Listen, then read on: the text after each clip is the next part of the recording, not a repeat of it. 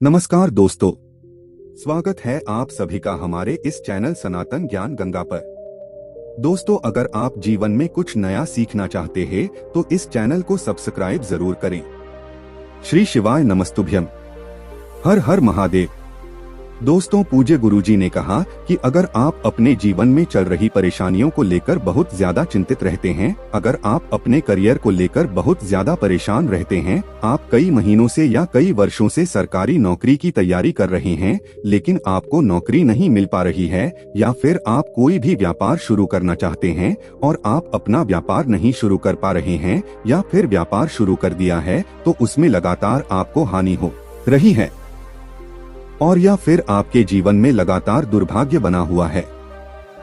कई बार प्रयास कर लिए हैं, कई सारे उपाय कर लिए हैं, कई सारी समस्याओं को दूर करने के लिए प्रार्थना कर ली है, लेकिन इन आपको लगातार असफलता हासिल हो रही है। तो गुरु जी ने कहा कि इस बार पड़ने वाले मासिक शिवरात्रि के दिन आपको सिर्फ एक बूंद शहद से एक ऐसा उपाय करना है जो आपके जीवन में चल रही इन तमाम परेशानियों को दूर करने के लिए सबसे अचूक उपाय साबित होने वाला है।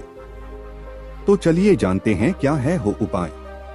लेकिन उससे पहले अगर आप भोलेनाथ जी को सच्चे दिल से मानते हो तो इस वीडियो को लाइक करें और चैनल को सब्सक्राइब करके कमेंट में हर हर महादेव जरूर लिखें।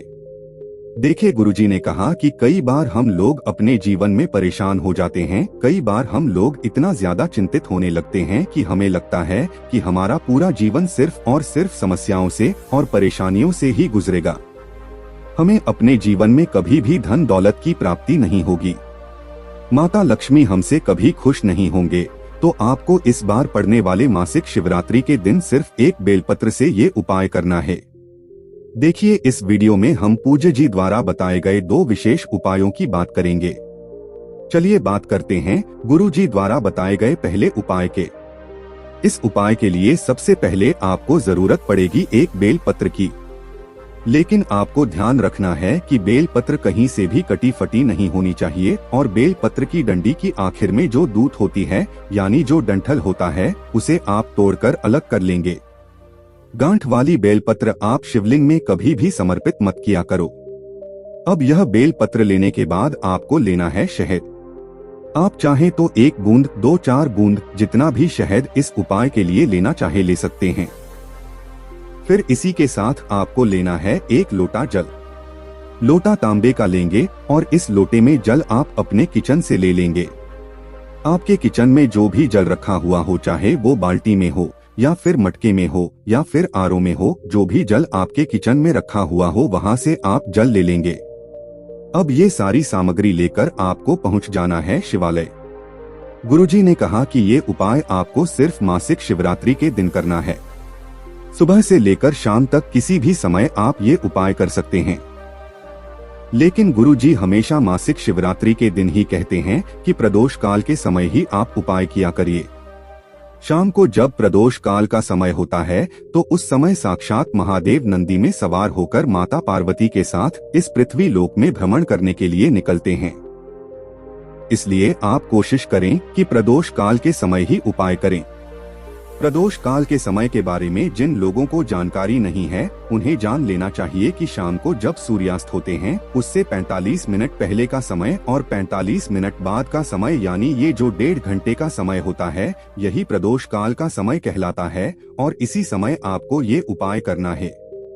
देखिए, शिवालय पहुंचकर सबसे पहले आप जो एक बेलपत्र लेकर आए हैं उसकी बीच वाली डंडी पर बेलपत्र की जो बड़ी वाली पत्ती होती है और नीचे की जो 2 पत्तियां होती हैं उनके बीच में जो ठंडी होती है, सामने आपको समझाने का प्रयास किया जा रहा है। यह जो गोल गोल घेरे में आपको झंडी दिखाई जा रही है, इसमें माता पार्वती के 64 योगिनी स्वरूप का स्थान होता है, और इसी स्थान पर आपको एक बूंद शहद लगा देना है।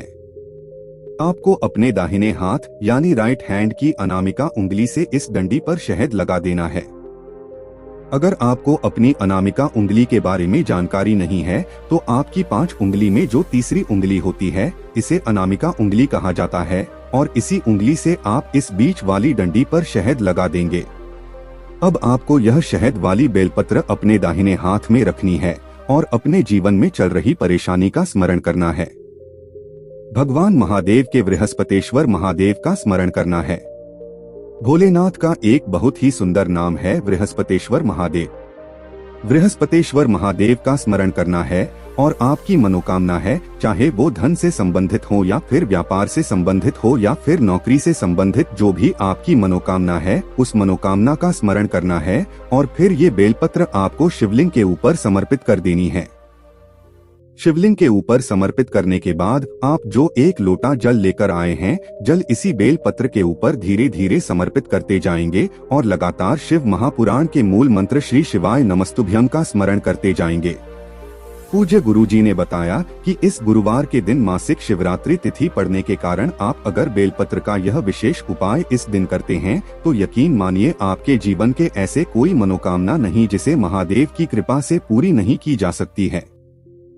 बस आपको महादेव के सामने पूरे भाव से ये उपाय करना है। अब इसके बाद बात करते हैं पूज्य गुरुजी द्वारा बताए गए दूसरे विशेष उपाय के बारे में। ये उपाय भी आपकी इन्हीं सब विशेष प्रकार के मनोकामनाओं को पूर्ण करने के लिए है। आपके जीवन में धन धान्य की दिक्कत चल रही है, दुर्भाग्य लगातार बना हुआ है, व्यापार सही ढंग से नहीं चल रहा है या फिर नौकरी में समस्या है या फिर जीवन की अन्य कोई विशेष प्रकार की मनोकामना है जो बहुत समय से परिपूर्ण नहीं हो पा रही है, तो उसके लिए भी आप यह उपाय कर सकते हैं। देखिए, इस उपाय के लिए भी आपको एक बेल पत्र की जरूरत पड़ेगी।